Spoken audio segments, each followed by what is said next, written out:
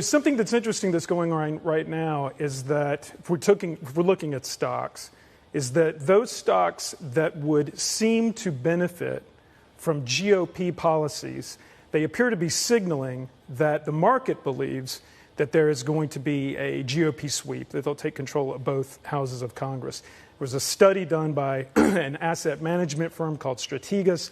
Our colleague in New York, Patty Dahm, wrote it up for CNBC Pro this week.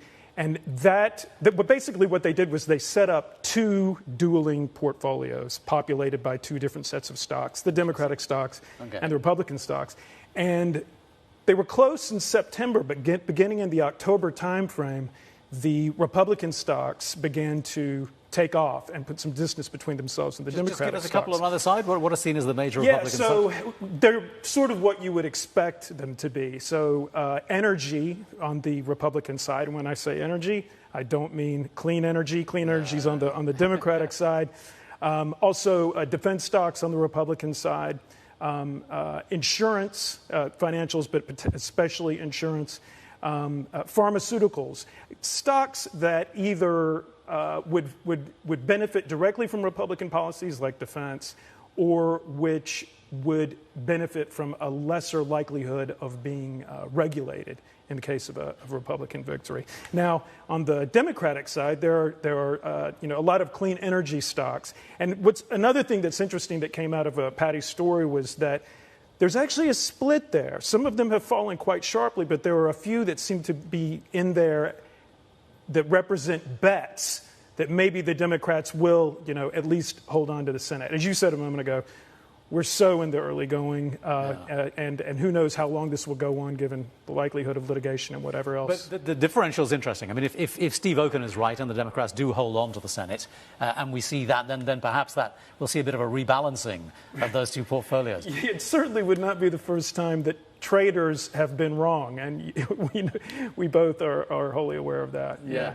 So as far as what those two were saying, Frank Lavin and Steve Okun there, did you agree with that? I mean, Fetterman, the suggestion that Fetterman might beat Oz, do you think that would indicate that the Trump slate is not quite as powerful as we feared? It would. The first result that I've seen today that stood out to me was NBC News declaring for the Pennsylvania gubernatorial candidate from the Democratic Party.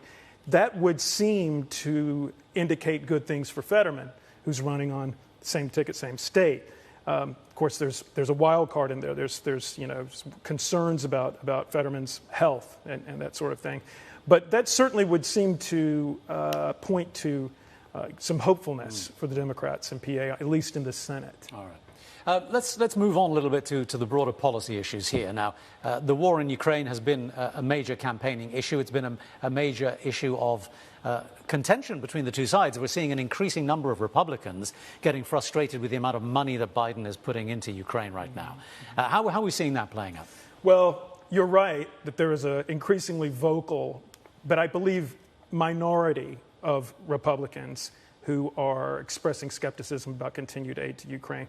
If you look at Ian Bremmer over at Eurasia Group, he said that, first of all, even if there is a sweep today for the GOP, that he sees military support from the United States to Ukraine being safe through at least the end of 2023. There's a lot of Republicans who, perhaps more old school Republicans, but they're still the majority, who regard Ukraine straight up as a national security issue.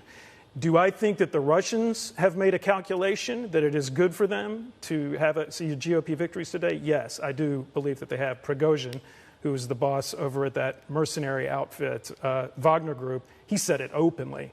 But, if they're wrong about that, it wouldn't be the first thing that the Russians have calculated with regard to the Ukraine war that was wrong.